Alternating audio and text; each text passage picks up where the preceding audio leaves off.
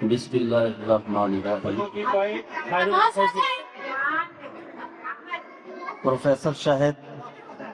ساحل، محترم ڈاکٹر ماجد علی صاحب اور ادارے کی انتظامیہ کی اجازت سے الحمدللہ پروفیسر شاہد صاحب نے بڑی تعمیری گفتگو کی اور ماؤں کو موٹیویٹ کیا کہ وہ بچوں کو کس طرح بہتر پڑھا سکتی ہیں اور مستقبل میں بڑے عہدوں کرتے جا سکتی ہیں۔ اس عمر میں کچھ معلومات میں بھی پیش کروں گا، لیکن گزارش ہے کہ آپ سب لوگ خاموش ہو جائیں۔ پروفیسر شاہد صاحب باتیں کر رہے تھے، لیکن اتنی ہی سپیڈ سے مجمع میں بھی باتیں ہو رہی تھی، تو اس طرح بات کو سمجھنا مشکل ہوتا ہے اور جو تخاطب کرنے والا ہے اس کی بات رائے گاں جاتی ہے۔ پروفیسر صاحب کی عمر گزری ہے اس میدان میں، ان کی باتیں بہت قیمتی تھی، لیکن میں دیکھ رہا تھا کہ بہت سے لوگوں نے سنی اور بہت سے لوگ اپنے بچوں کو چپ کرانے میں یا خود باتیں کرنے میں لگے ہوئے۔ تو اس کی یہ گزارش ہے کہ آپ لوگ اس محفل سے فائدہ اٹھائیں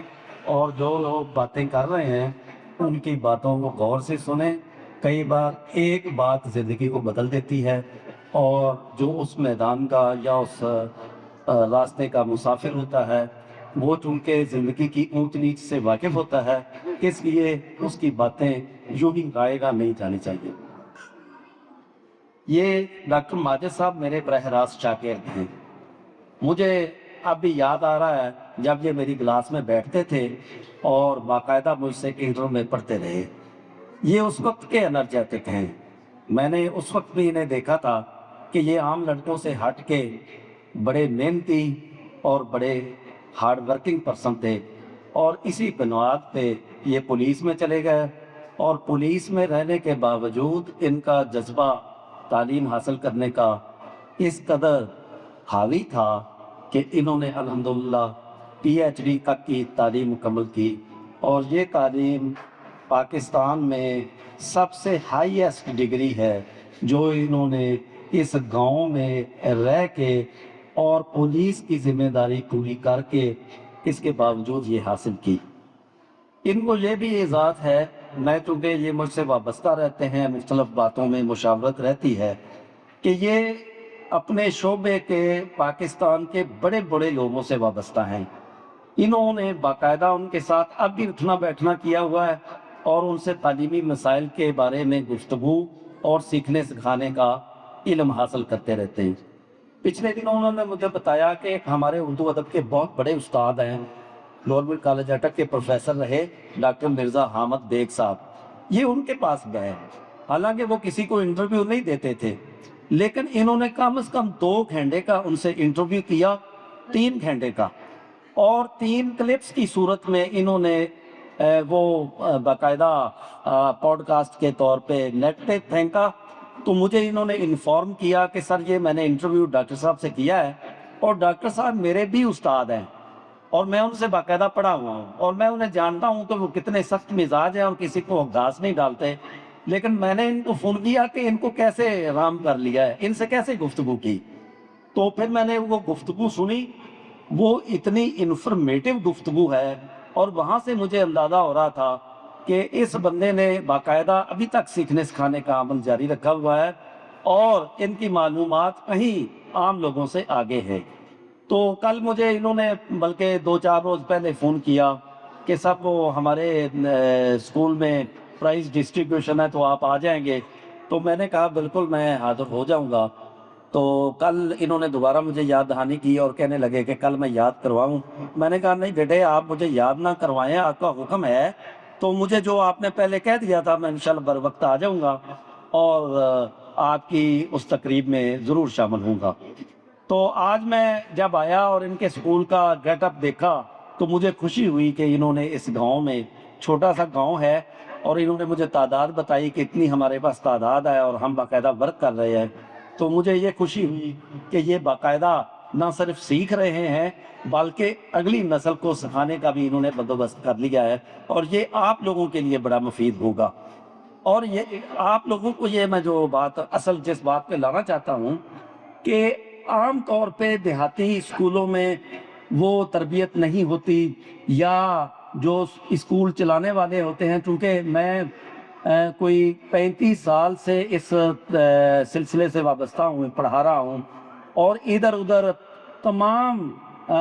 جو چھوٹے شہر بڑے شہر ہیں میرے شاگرد ہیں الحمدللہ، اور جتنے بھی یہاں ادارے ہیں، پنجاب کالج، سپیریئر کالج، اور بڑے ادارے سے لے کر چھوٹے اداروں تک سب جگہ میرے شاگرد پڑھا رہے ہیں۔ تو میں ماجد کو آج وہ اسیس کر رہا تھا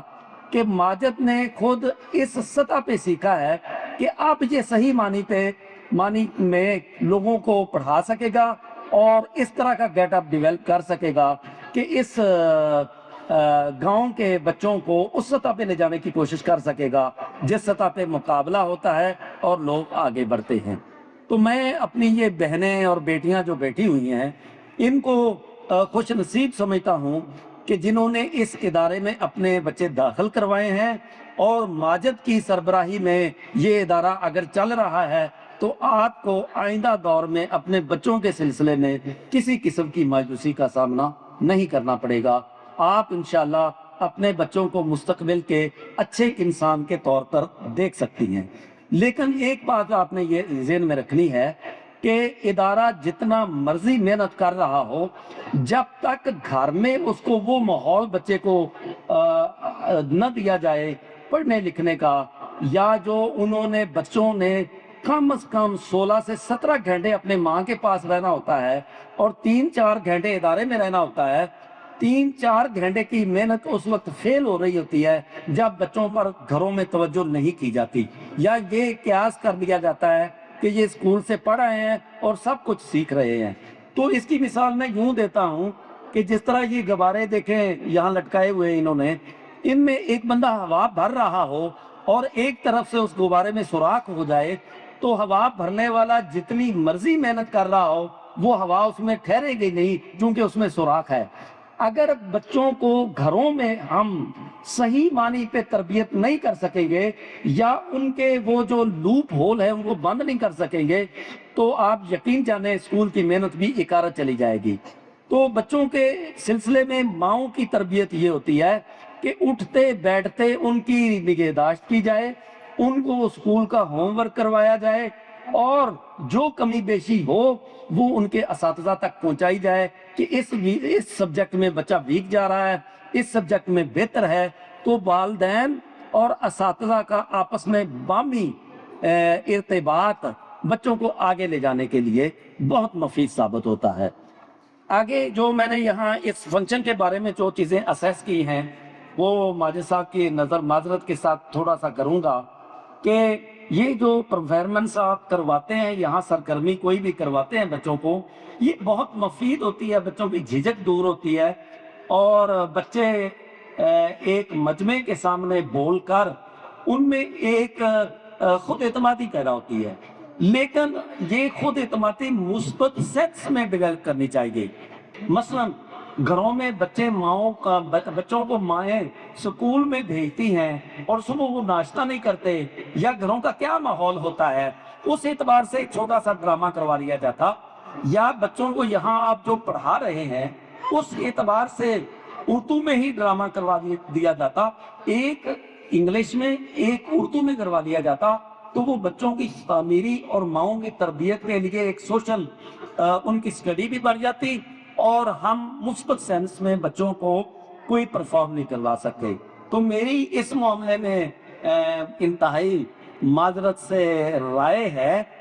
آپ اس سے اتفاق بھی کر سکتے ہیں، لیکن چونکہ آپ میرے بیٹے ہیں، یہ ان میں سے اکثر میری بیٹیاں ہیں، تو بحیثیت ایک والدین کے جو اولاد کو نصیحت کی جاتی ہے، تو میری اس معاملے میں نصیحت یہ ہے کہ آپ ہمیشہ بچوں کو تعمیری پرفارمنس کروائیں، ان کی ذہن سازی کے ساتھ ساتھ ان کی جھجک دور ہو جائے گی اور وہ آگے بڑھنے میں زیادہ ایکٹیو ہو جائیں گے۔ باقی الحمدللہ یہ آپ کی تقریر بہت خوشی ہوئی دیکھ کے، آپ نے بڑا مینج کیا ہوا ہے، اور اسکول کا جو گیٹ اپ ہے اور صفائی کا اہتمام، جس طرح سر شاہد صاحب نے فرمایا کہ صفائی کا اہتمام، اور یہ بچی جو اناؤنسر ہے آپ کی اسٹیج سیکریٹری ہے، اس کی لینگویج اور گیٹ اپ مجھے بہت اچھا لگا. لیکن ایک لفظ کا جو بار بار ان کا تکرار ہے واؤ، اس کی بجائے کوئی اور لفظ